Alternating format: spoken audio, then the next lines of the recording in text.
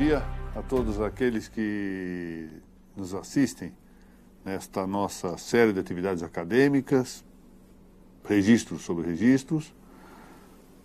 Atividade esta patrocinada pela Uniregistral, sob a reitoria de meu estimado amigo, desembargador Zé Renato Nalini, e pela Arisp, cujo presidente, Dr. Francisco Raimundo, tem efetivamente promovido as ocasiões para que nós aqui nos encontremos. Aproveito para saudar os que estão presentes de modo físico nesta nossa reunião, e aqueles que nos assistem pela via eletrônica. Eu elevo minhas saudações ao desembargador Nalini e ao Dr. Francisco Raimundo, que foram à Eslovênia receber um prêmio justamente concedido à Arisp por suas atividades. Eu quero também, no dia de hoje, apresentar votos de boa convalescença e rápida ao nosso estimado Dr. Ulisses da Silva, registrador paramétrico de imóveis, que provavelmente, torcendo muito pela Argentina ontem, ao comemorar um dos gols, suportou uma fratura do fêmur, está no hospital. Eu estimo que logo se recupere. Ficam aqui os meus votos e penso que de todos os presentes, de pronta convalescença ao Dr. Ulisses. Hoje vamos tratar da terceira parte do tema da prioridade registral. Eu agradeço a presença dos que aqui se encontram e talvez daqueles, espero que haja quem nos assista hoje, porque hoje é o dia em que todo mundo concentra a sua atenção na Copa do Mundo, particularmente porque, por incrível que pareça, joga a seleção brasileira e não a seleção de um jogador só. Impressionante como a publicidade sobre alguém que recebe uma fábula financeira por mês, e naturalmente quem paga tem uma receita muito maior com esse pagamento, porque não vai jogar dinheiro fora, faz com que todo mundo concentre as atenções como se o time do Brasil fosse um jogador só. É interessante como os tipos de liderança e de exemplaridade no mundo inteiro, mas particularmente no Brasil, costumam se concentrar em personagens que merecem, sim, o respeito na sua pessoa, mas que não deveriam ser postas a título de exemplo de vida para a nossa mocidade. Não só no Brasil, né? Ontem vimos também que há certos exemplos para os nossos irmãos argentinos que não parece que não mereceriam servir de exemplo de vida, não é? Quero também aproveitar para encaminhar aqui um abraço ao meu estimado amigo, o desembargador Fábio Della Vecchia, do Paraná, e um abraço especial para o Bruno, filho do Fábio e da Mônica, que é um moço de grande valor e que seguramente terá um grande futuro na área jurídica, sendo filho de quem é, neto de quem é e sobrinho de dois desembargadores, dois magistrados do Paraná. Muito bem, vamos, antes de começar a nossa explanação de hoje, que é fundamentalmente de direito positivo brasileiro. Vamos fazer um hiato na exposição doutrinária. De vez em quando é preciso voltar as atenções à dogmática para verificar como a doutrina se aplica ou não ao nosso próprio direito atual. Ao final da nossa exposição, vamos sortear para aqueles que estejam inscritos na base de dados do EAD da Uniregistral, 3 livros.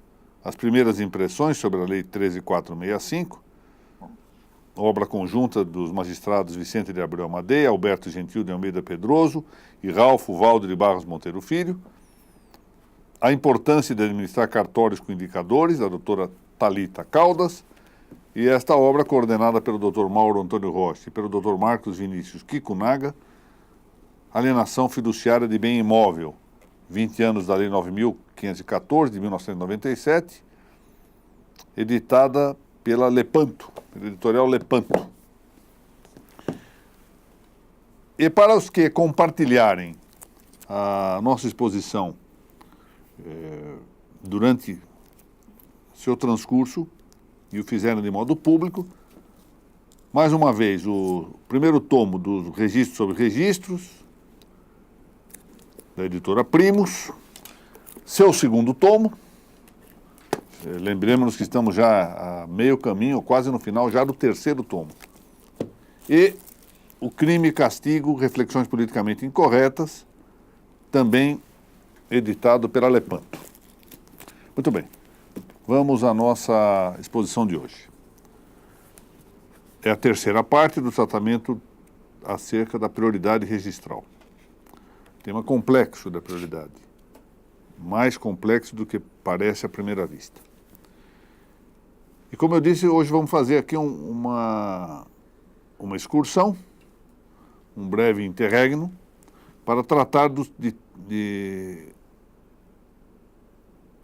versar um tantinho sobre a disciplina brasileira positiva vigente nesta matéria, interrompendo, portanto, o tratamento das categorias doutrinárias mais gerais a que nós nos temos lançado.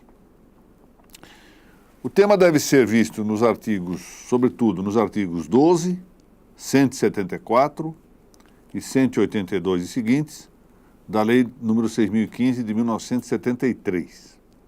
Embora não possamos desconhecer algumas indicações tópicas que se encontram também no Código Civil.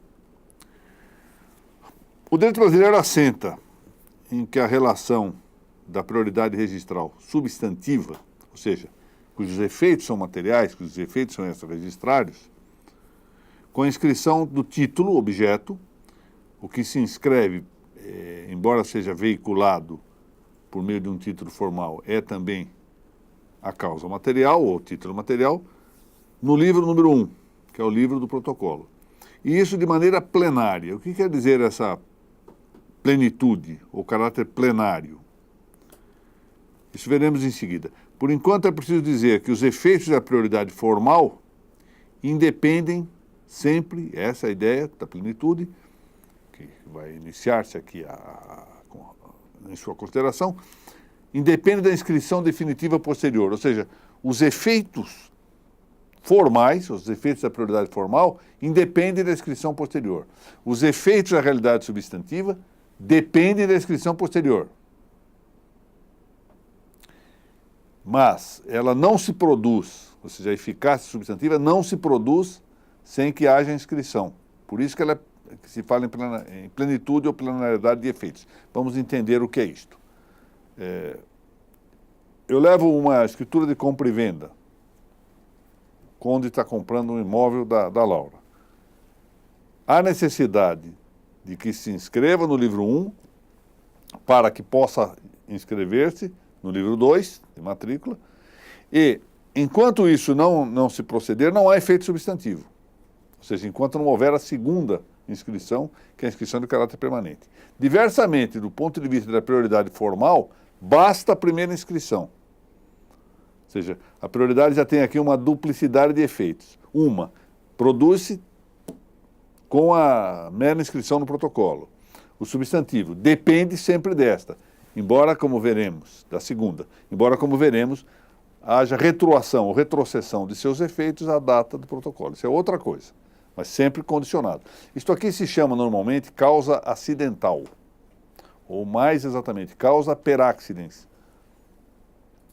Se quiser, algumas vezes fala em causa indireta, ou seja, a segunda inscrição, a inscrição permanente, no nosso caso do exemplo aí da compra e venda, o registro é uma causa indireta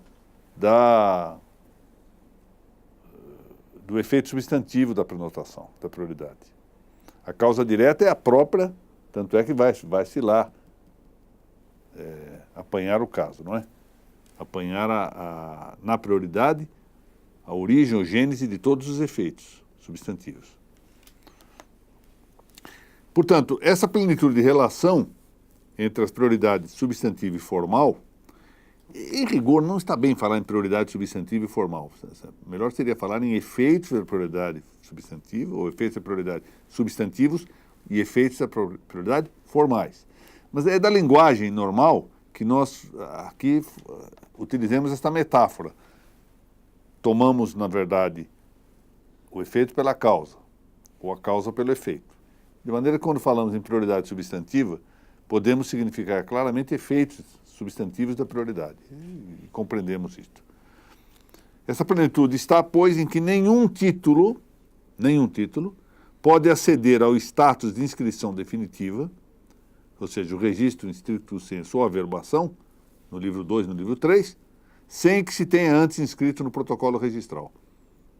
É isso que se chama de plenitude, ou caráter plenário da prioridade. Embora, portanto, nós tenhamos duas espécies de efeitos, isso que nós chamamos de prioridade substantiva e prioridade formal, elas sempre exigem a inscrição no livro número 1. E, enquanto a formal se realiza prontamente, a substantiva depende de uma causa indireta, causa peráclise, que é a inscrição no livro número 2 ou no 3. Já isso por uma razão, volto a dizer, de grande relevo. Ou seja, como mencionei, os efeitos substantivos do registro, lato sensu, se assinam regressivamente à data da prenotação ou da protocolização. É o que vem escrito no artigo 1246 do Código Civil Brasileiro, 2002. O registro é eficaz desde o momento em que se apresentar o título ao oficial do registro e este o prenotar no protocolo. Veja-se também o artigo 186 da Lei 6.015 e antes o artigo 543 do Código Civil de 1916. Ora, sabem que essa é uma regra frequentemente, digamos, menosprezada em algumas decisões. A data do protocolo é fundamental para fixar também os requisitos e as exigências cabíveis. Eu tenho sustentado aqui que, mais de uma vez, que o preceito ou aforismo tempus regit actum deve ser observado à data da prenotação, porque é dela que emergerão os efeitos tanto da prioridade formal, quanto, embora sob condição, ou seja, a condição de realizar-se a inscrição permanente, os efeitos da prioridade substantiva. E isso leva a uma série de considerações. Vamos admitir o seguinte: amanhã depois entra um governo que diz assim, olha, faça uma lei, não pode mais registrar compra e venda. Pronto. Ou então as garantias, isso está mais presente. As garantias reais não serão objeto do registro imobiliário. Bom, isto atinge os atos não praticados, é evidente, isso não tem um efeito retroativo, dali para frente. Mas qual é a consideração? Qual é o efeito retroativo? Também os processos in itinere estão a salvo da nova lei, porque se conta a possibilidade ou não do registro à data do protocolo. Então vamos admitir o seguinte: nós temos uma norma do Código Civil que permite que um título particular, em dados casos, dependendo do valor do imóvel, possa aceder ao registro. Então, surge uma nova lei e diz, não, esse valor vai diminuir, nós estamos achando que o valor é muito alto, vamos reduzir a R$10 o valor do imóvel que possa ser objeto de um título particular. Bom, isto atinge só aqueles títulos que já não ingressaram no protocolo. Porque na data do protocolo se fixa o tempo que rege o ato. Essa é a expressão que eu acabo de mencionar, latina, muito conhecida, tempus regit actum. Não espanta, pois, que o nosso antigo decreto imperial, o decreto 3.453 de 1865, dia 26 de abril,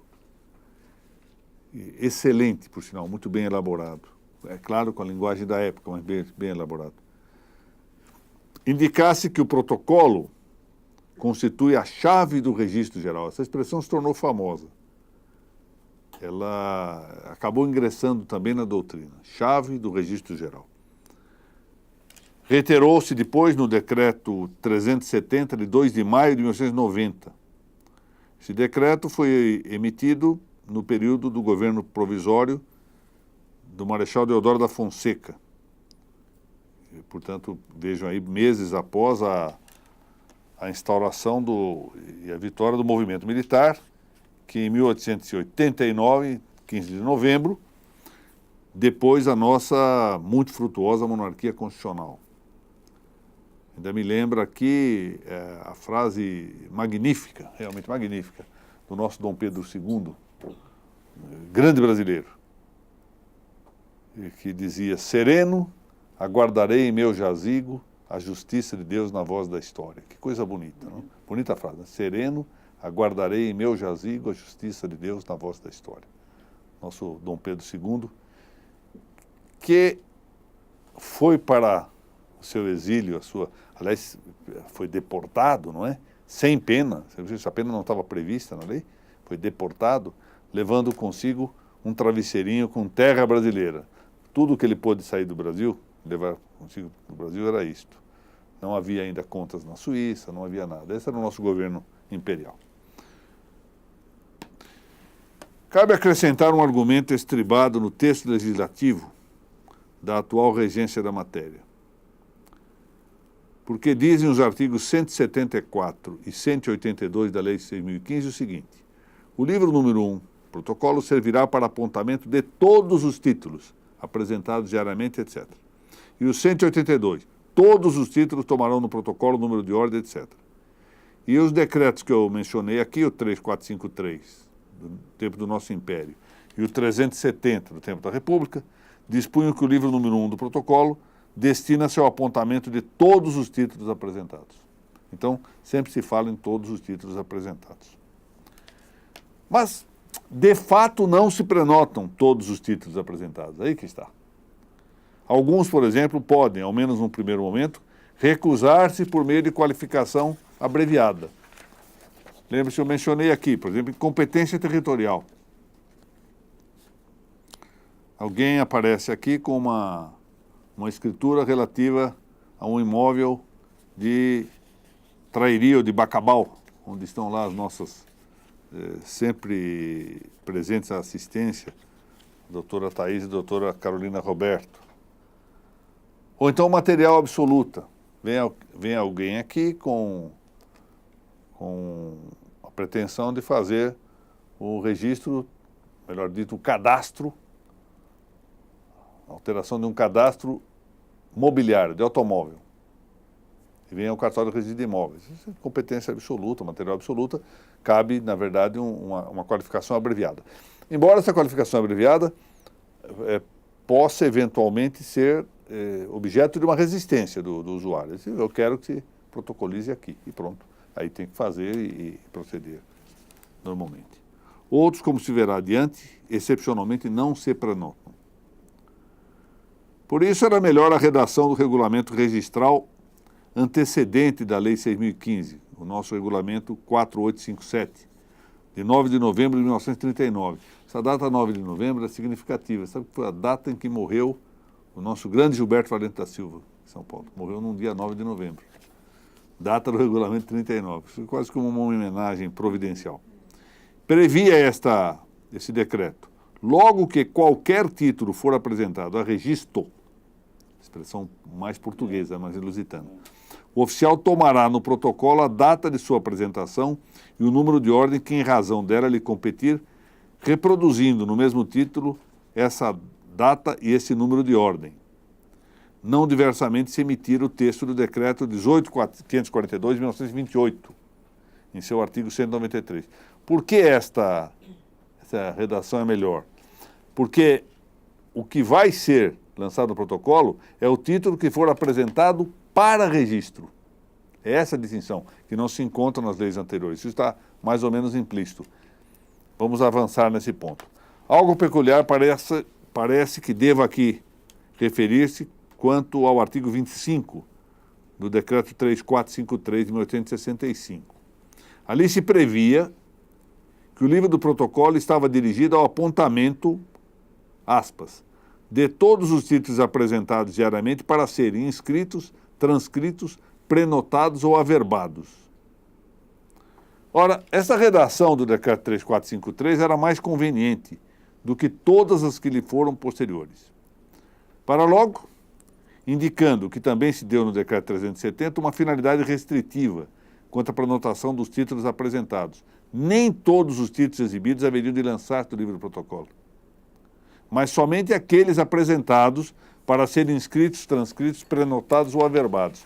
Ou seja, a regra já contemplava a situação excepcional, que na nossa atual Lei de Registros Públicos, a Lei 6.015, foi objeto, no artigo 174, de remissão ao parágrafo único de seu artigo 12. Ou seja, a redação desse decreto imperial teve a evidente vantagem de consolidar a regra, sem necessidade de reportá-la a outro dispositivo legal. A nossa redação hoje remete de um dispositivo a outro, o que é uma técnica legislativa sempre complicada.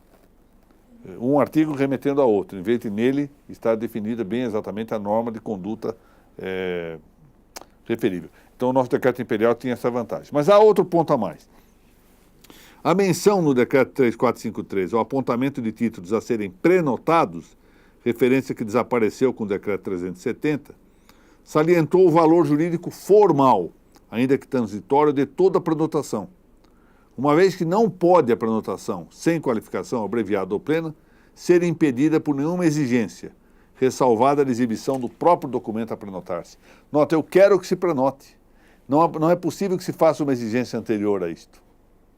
Isso deve ser objeto de uma qualificação, exatamente para permitir que se abra o caminho legal para a solução do caso.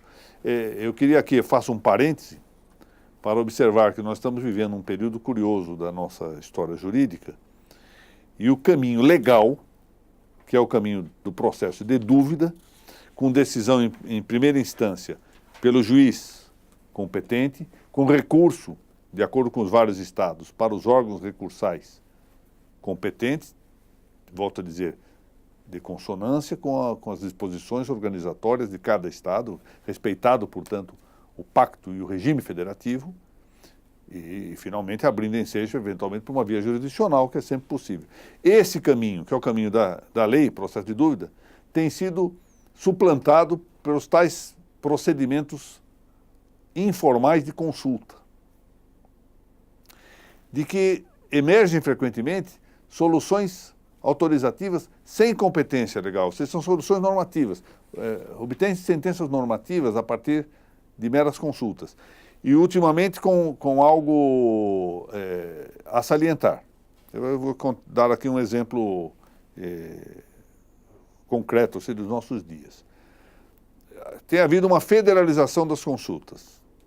Ou seja, em vez de consultar os órgãos competentes nos vários estados e no Distrito Federal, que ela é competente para fiscalização, sequer competente para a emanação de consultas. Consulta-se diretamente ao CNJ, que edita normas de caráter nacional. Ainda ontem ou anteontem, acho que anteontem, houve a notícia, me parece que a solução material, eu não tenho nada a referir nisso, embora o tema seja controverso, não vou tratar.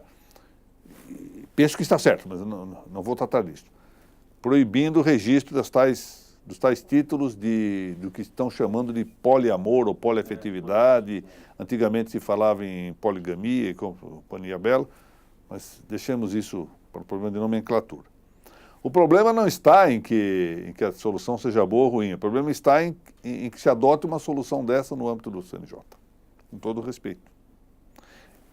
Evadindo o caminho que está na lei do processo de dúvida, e que só depois de uma discussão e depurar-se bem a situação se chega ao resultado. O que está ocorrendo é um detrimento do primeiro grau.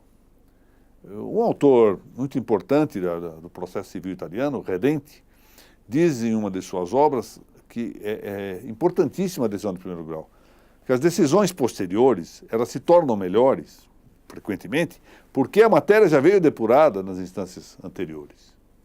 Então, o juiz de primeiro grau é de uma importância manifesta, e isso é que se está, nesse momento, superando. O que me surpreende também é que muitos não estão vendo a gravidade que se põe nessa ideia de decisões a priorísticas tomadas, desculpe a expressão, de baixo para cima, sem deixar que, tal como foi na experiência romana, que os casos é que permitam a formação da regra. Agora se forma a regra antes dos casos. E, como me parece, isso eu digo com todo respeito, sem que haja indicação, assinação de competência constitucional para os órgãos que estão ditando essas regras. Isso me parece...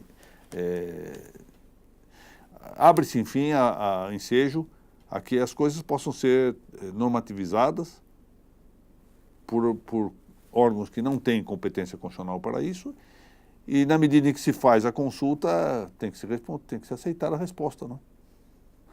Não é isto? Quer dizer, é aquela história, né? Os trigêmeos da Marcela. Quando forem pedir, podemos ir ao cinema sozinhos? Se consultou, não vai poder decidir por si próprio, né? Caso concreto. Caso concreto. Bom, muito bem.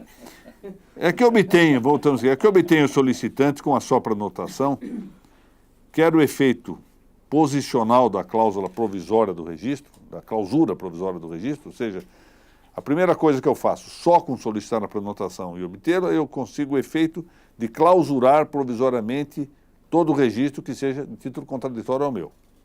Seja interdição de inscrições dos títulos incompatíveis apresentados posteriormente. Havendo colidência, havendo confronto, o título que é posterior ao meu, foi prenotado de modo posterior, não poderá ser registrado, enquanto não se solver a minha posição. Quero o direito de prioridade na qualificação registral. Esse, por assim dizer, eu diria quase absoluto, porque há uma situação nebulosa com relação àqueles títulos cujo prazo de vigência da prenotação seja mais curto. Mas, em princípio, uma vez apresentado um título e levado ao livro protocolo, o meu direito posicional indica que o meu título tem prioridade na qualificação antes de qualquer título posterior.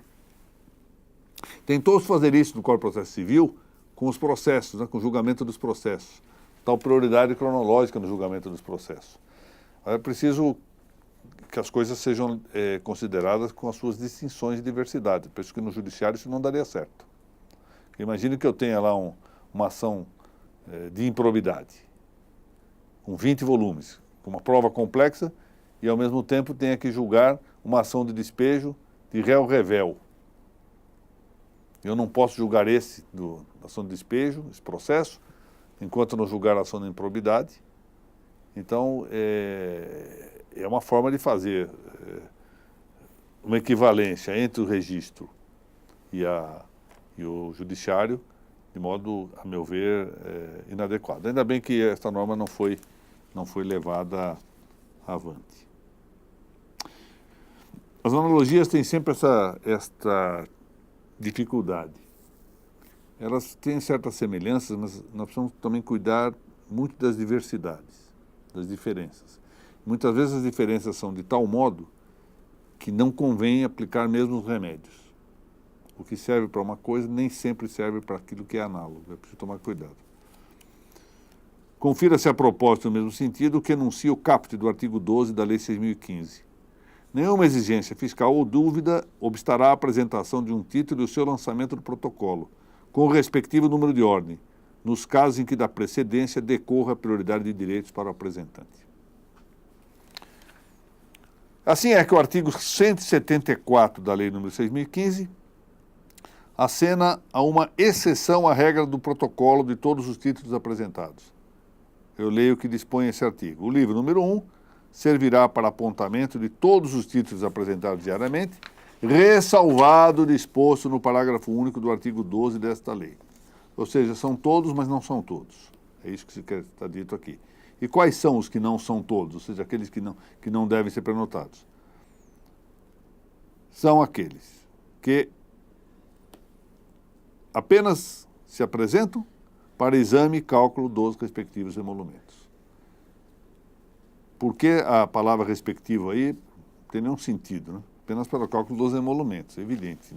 Não há duas ou três situações para dizer que é a respectividade, mas são coisas da nossa lei que já usou o francesismo aqui, com esse decorra que está no artigo 12, né, no capítulo 12, em vez de usar resulte. Muito bem. A regra do artigo 185 da Lei nº 6.015, que alarga a competência para a escrituração do livro do protocolo, isso é interessante considerar. Eu não sei se na prática funciona assim, em todos os estados. Essa regra do 185 atendeu à conveniência muito prática da atividade registral, especialmente quanto a cartórios de grande movimento. É interessante dizer isso. Vamos parar um minutinho para ver. Isso tem muito relevo também na ideia do uso da tecnologia. Ao fundo, o registro de imóveis está assentado numa coisa, a figura pessoal, a pessoa do registrador. Por quê? Porque depende da fé pública.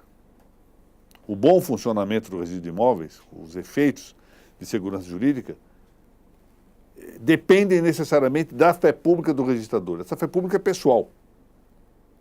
É um atributo de potestade pessoal, testemunho qualificado do registrador. Portanto, só do ponto de vista prático é que se reconheceu a conveniência de ter que frustrar a grande frase do meu querido amigo desembargador Luiz Paulo Lino Ribeiro, que tem toda a razão do ponto de vista teórico, quando ele diz que a delegação não se delega. Bom, é verdade. Uma delegação de potestade não pode ser delegada. Mas na prática ela é delegada na pessoa dos substitutos ou do escrevente autorizado, até a própria lei admite isto. E não haveria de ser de outro modo. Do contrário, se colocaria em dúvida se os registradores têm direito à fruição de férias, se o registrador pode almoçar, se pode ficar 2 dias doente. Não tem sentido. Imagina um caso, vamos admitir até que não tivesse direito a férias nem nada, e nos casos de impedimento, como se fará? Quando ele tem um título de um familiar, ou o próprio título, ele mesmo adquire um imóvel da sua circunstância, como é que se faria isto? Então é preciso atender à conveniência prática de alguma forma de delegar-se a delegação, pelo menos para a prática de alguns atos. E isto diz, sobretudo, respeito a cartórios de grande movimento. Não é possível imaginar que um registrador possa, em cartórios de grande movimento, praticar ele próprio todos os atos. Então, admitiu a lei que a redação protocolar, ou seja, a escrituração do protocolo, fosse feita pelo oficial, por seu substituto legal, ou preposto autorizado. Eu, desde o início, que essa palavra preposto, que parece que veio de uma posição, salvo engano, adotada lá no Rio Grande do Sul, que já falava em prepostos, antes de a lei 8.935 entrar em vigor. Eu não gosto dessa expressão preposto, que é uma linguagem, a meu ver, mais comercial do que a referida no texto da lei, que fala em escrevente e auxiliar. Mas desde que mediando designação específica do preposto pelo registrador ou seu substituto. Então são 3 classes. E no caso do preposto tem que haver autorização do juiz competente. Ou seja, a lei diz isto, ou seja, quem redata ou redige o protocolo, faz o lançamento lá, o oficial, ou seja, o titular do registro, seu substituto ou seus substitutos, e esses a lei não fala em exigir autorização. Não teria sentido exigir autorização para o próprio titular, não é? Do juiz. A do substituto, eventualmente, mas a lei não exige isto. Mas sim o preposto que seria um escrevente autorizado a praticar atos. Este escrevente precisa estar autorizado pelo juiz competente. Com isso, a normativa...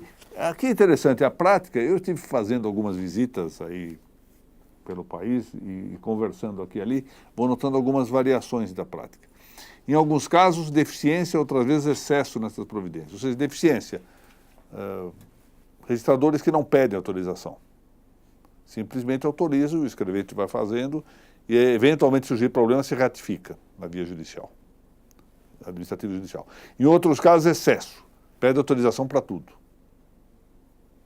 O que rompe com a regra do artigo 20 da Lei 8.935, que diz que a responsabilidade pela gestão econômico-financeira do cartório é do registrador. Cabe a ele verificar quantos escreventes autorizados deva ter, quantos substitutos, ou se deve ter substitutos, se não deve, etc.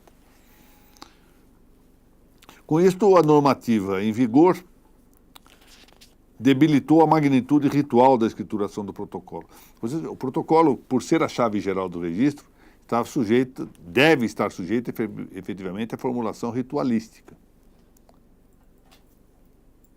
Eu vou parar um minutinho para contar aqui um episódio de São Paulo, de muito tempo atrás, e sem referir indicações mais concretas.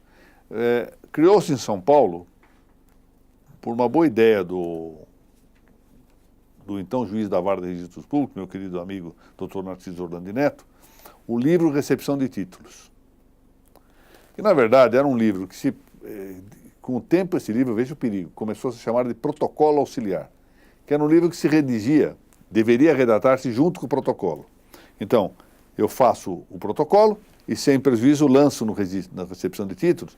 E na recepção de títulos, era essa a ideia do Dr. Narciso, muito boa ideia, havia um controle por onde estava o título, o que se estava fazendo. Está sob qualificação, está examinando disponibilidade, está controlando isso, controlando aquilo, já vai para registro, está com devolução ou não. Sim, havia um controle do processo. Era uma forma de ir controlando todo o processamento do título e deixando o protocolo sem as indicações adicionais, que de fato não teria cabimento lançar no protocolo isso por falta de previsão, por ser um livro oficial. Já no livro de recepção de títulos, haveria quantas anotações quisesse, para facilitar a tramitação e a fiscalização judicial. A ideia é boa. Só que na prática, o que ocorreu? Ele passa a ser chamado de protocolo auxiliar, porque todo mundo percebe que ele auxilia efetivamente o protocolo. E depois de algum tempo, ele passa, de fato, a substituir o protocolo. O que acontece? Eu lanço aqui, quando eu for registrar, eu já lanço no protocolo, com data retroativa. Até que surge o problema. Uma usuário do cartório apresenta-se a um registrador e diz, olha, eu quero certidão do protocolo do meu título. E acontece que, como o livro do protocolo estava atrasado, porque era a prática só lançar no protocolo depois do registro, e, portanto, não estava lançado nada, não podia dar certidão, porque aí não tinha como, passava na frente dos outros, não tinha, e se ele lançasse aquele protocolo naquele dia, passaria na frente de outros, que estavam em tramitação. E aí deixa um problema sério, e foi então que houve necessidade de, olha, esse livro foi só para auxiliar, por favor, não tem valor. É tal história.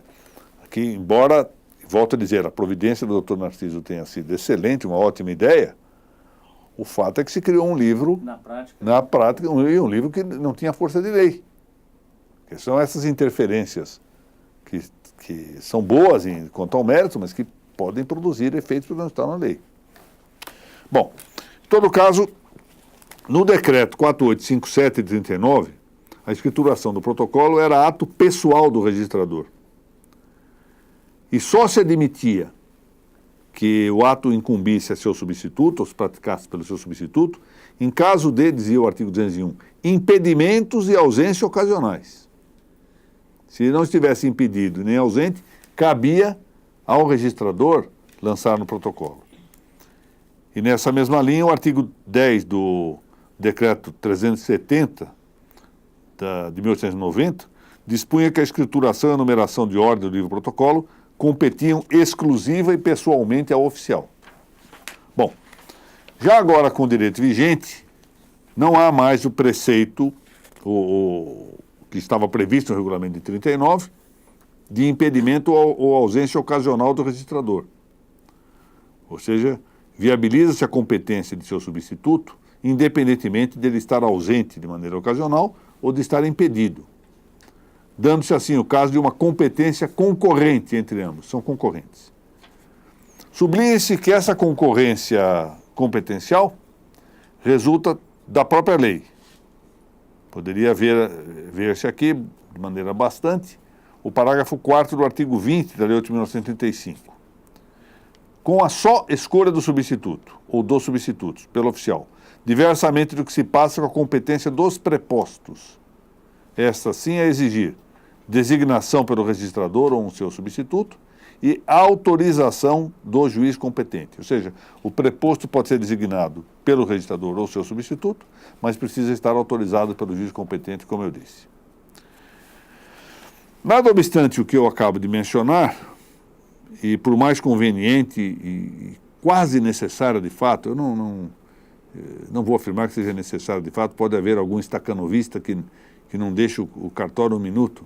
O Dr. Bernardo Francês, por exemplo, é quase um estacanovista, né? Chega às 7h30 no cartório, sai às 6 horas da tarde, vai todos os dias, vai sábado de manhã. Tal, mas, portanto, em respeito a essas situações extremas, eu não vou dizer que é necessário de fato, mas é quase necessário. De maneira que, nada obstante, pareça a escolha de substituto pelo oficial do registro imobiliário algo necessário, ou quase isto, a lei não impõe essa escolha. Interessante. De fato, o parágrafo 1º do artigo 20 diz: em cada serviço notarial de registro haverá tantos substitutos, escreventes e auxiliares, quantos forem necessários, a critério de cada notário oficial de registro. Portanto, em princípio, é possível que até não haja um substituto. Parece não convir. Mas ele pode não nomear um substituto. Eu digo isso porque cogitou-se há algum tempo de que fosse falta grave não designar um substituto. Não me parece que seja. Dispondo a mesma lei 8.935 que, aspas, os escreventes poderão praticar somente os atos que o notário ou oficial de registro autorizar, parágrafo 3º do artigo 20, não com isso, entretanto, atenção, se derrogou a parte final do artigo 185 da mesma lei de registros públicos vigente, que prevê deva o juiz competente autorizar a escrituração protocolar por escreventes.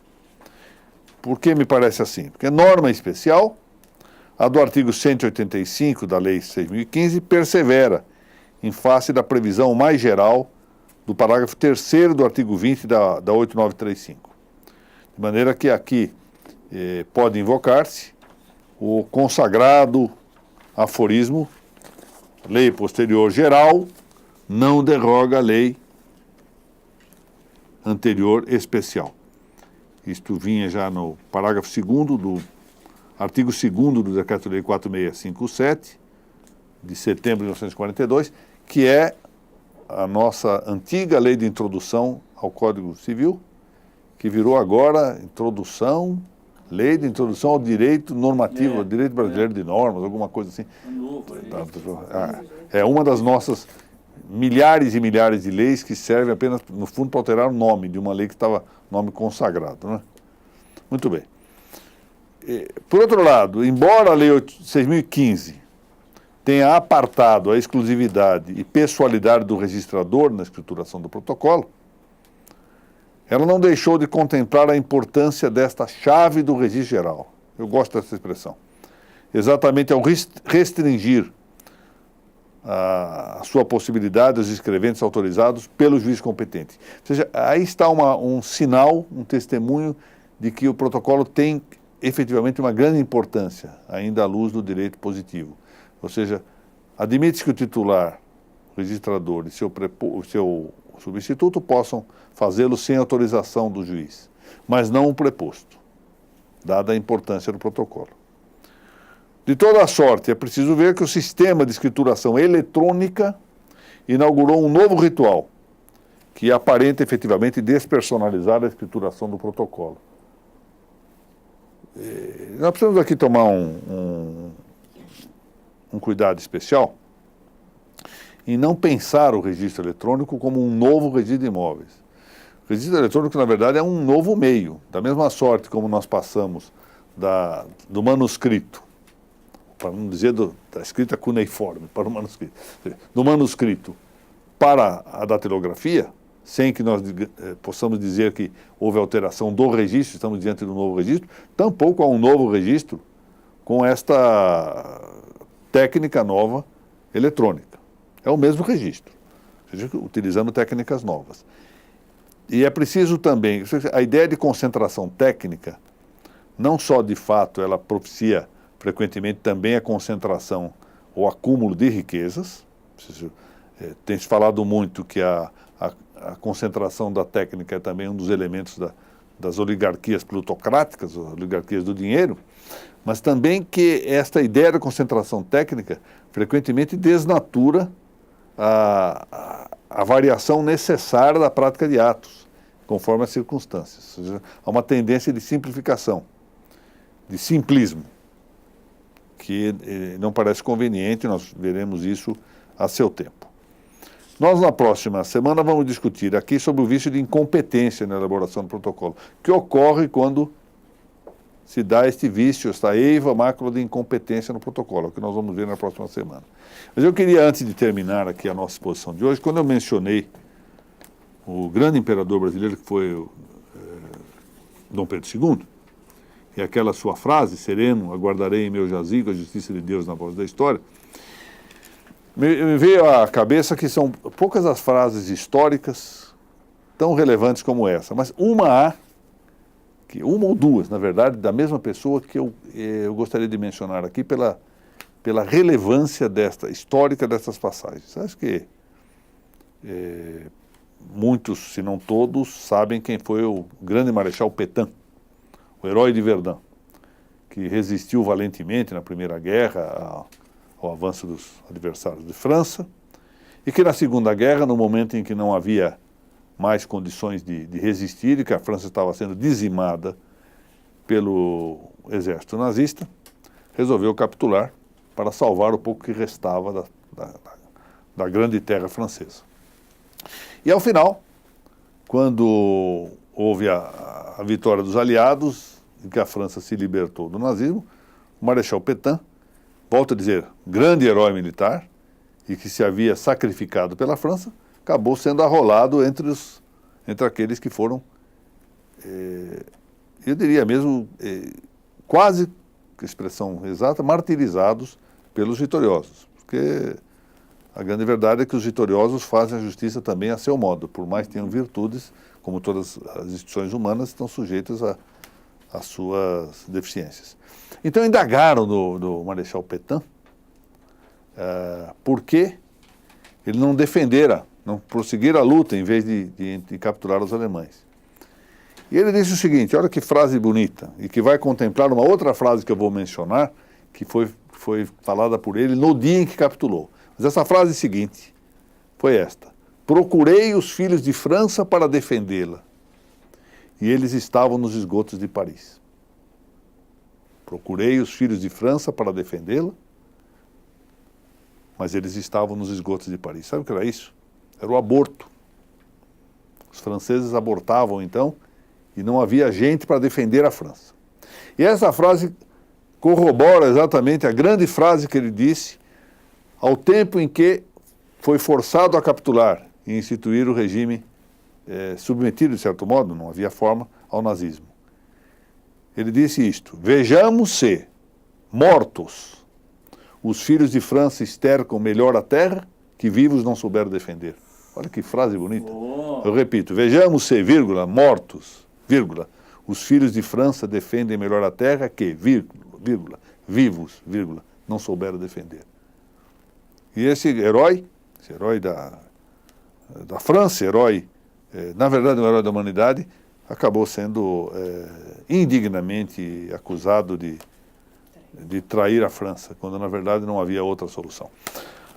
Bom, num dia que nós temos jogo da seleção brasileira, e provavelmente estamos tendo um jogo agora ao vivo, ter 132 compartilhamentos é uma vitória do nosso setor técnico aqui e do nosso público. Eu agradeço a atenção aqui dispensada. E olha, não, foi bom que esta aula tenha sido uma aula leve sobre direito positivo, porque todos nós estamos pensando, na verdade, na Copa do Mundo, que resolverá todos os problemas brasileiros, da humanidade e da cultura ocidental. Vamos lá. 12 inscritos no EAD. E eu quero, antes de prosseguir, agradecer aí além do nosso departamento técnico, que atua com muita competência e denodo, agradecer também o trabalho que vem sendo realizado aqui pelo setor administrativo. Então, primeiras impressões sobre a Lei 13.465 para a doutora Eliana Barbosa Prete. Doutor Luciano José Machado do Amorim, a importância de administrar cartórios com indicadores, a doutora Thalita Caldas, e o doutor Sérgio Luiz Borges Cruz, alienação fiduciária de bem imóvel, que é essa obra coordenada pelo doutor Mauro Antônio Rocha e o doutor Marcos Vinícius Kikunaga, obra da editorial Lepanto. E eu lembro que a inscrição entre os alunos da EAD é gratuita no site do Registral. E, naturalmente, aumenta a possibilidade, no mínimo, para dizer isso, entre outras vantagens, aumenta a possibilidade de ser beneficiado com sorteio de livros. E para aqueles que compartilharam a nossa exposição pelo Facebook e publicamente, primeiro volume do Registro de Imóveis, Princípios, tomo 1, da editora Primos, para a doutora Janaína Ferraz, e 2 escritórios de advocacia, o segundo tomo do Registro sobre Registro, Dias Advogados, e Este Crime e Castigo, Reflexões Politicamente Incorretas, para Martínez Advocacia. Eu agradeço a todos a atenção que dispensaram a aula de hoje. Novamente cumprimento o doutor Francisco Raimundo e o doutor José Renato Nalini. Lembra-me aqui que na sexta-feira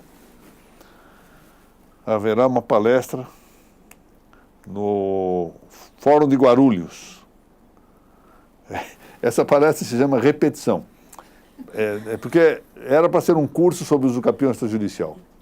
Só que se fez a primeira aula, e dista tanto já a primeira aula desta segunda, que eu vou repetir, no fundo, fundamentalmente, esta primeira aula, sobre o usucapião extrajudicial, a convite da diretoria do Fórum de Guarulhos, de que é titular o meu estimado amigo, doutor Ricardo Felício Scaffi, juiz titular da primeira vara dessa comarca. Novamente, portanto, apresento os meus cumprimentos ao doutor Francisco Raimundo, ao doutor Renato Nalini, agradeço a presença dos que aqui se encontram, agradeço muito àqueles que despenderam seu tempo acompanhando a nossa exposição de hoje e voltamos, se Deus permitir, na semana que vem. Eu queria apenas mencionar que estive em Mossoró, no estado do Rio Grande do Norte, a convite da Corregedoria Geral do Estado, e gostei muito da cidade, uma cidade muito interessante, e, sobretudo, mais uma vez, só devo agradecer, e aqui com o meu reconhecimento, a capacidade, a qualidade hospitaleira do povo do Norte e do Nordeste. Eu sei que muitos não gostam quando eu digo isso, mas eles são superiores, de um modo geral, à hospitalidade que é normal aqui nos estados do Sudeste e do Sul. Vamos deixar claro que é também do Sudeste, que outro dia a doutora Mônica Dallavecchia reclamou quando eu disse que os do Norte e do Nordeste são mais hospitaleiros do que nós aqui do Sul. Eu me referi Sul para abranger também o Sudeste. É uma característica da população. É realmente muito interessante. Eu fui assistir lá, apenas para contar um último episódio aqui, a uma solenidade muito interessante, uma festividade interessante, chamada Chuva de Bala. Porque em Mossoró começou a resistência contra a quadrilha de Lampião. E há 17 anos que se realiza essa cerimônia bem à frente da igreja de São Vicente de Paulo, lá em Mossoró, no centro de Mossoró, e praticamente ao lado da prefeitura, que é a mesma casa onde houve, na igreja e na casa, há sinais de balas ainda dos confrontos. E a prefeitura lá tem até o título de Palácio da Resistência, que ali começou. E eu, como habitual, estava querendo fugir desses eventos. Então eu disse, não vou, sou velhinho, estou cansado. No fundo eu estava querendo, na verdade, era ver um pouquinho de futebol na televisão, jantar e dormir. Mas é tamanha a hospitalidade e a insistência educada e cordial, que eu não pude deixar de ir. E fiz a coisa melhor que podia ter feito. Uma cerimônia, uma solenidade que eu não devia efetivamente perder. Eu até recomendo muito que aqueles que puderem, no ano que vem, compareçam lá para... É uma semana de apresentação. Olha, só artistas, direção, toda a coreografia, músicos, todos nascidos em Mossoró. E qualidade de nível internacional. Realmente magnífico. Então agradeço ao pessoal do Rio Grande do Norte e também quero noticiar que irei ainda ao Paraná, nesse mês de julho, ao Rio Grande do Sul também para palestras, e lá em agosto estarei, se Deus permitir, lá em Maranhão, a convite do Tiago Estrela e da Mirela Brito, a mãe do Heitor, para alguma palestra lá para um congresso que se realizará pela ATC, Associação dos Titulares de Cartório, de que é presidente o Tiago Estrela. Muito obrigado a todos, aqueles que nos assistiram em casa e os que aqui se encontram, e até a semana que vem, se Deus quiser.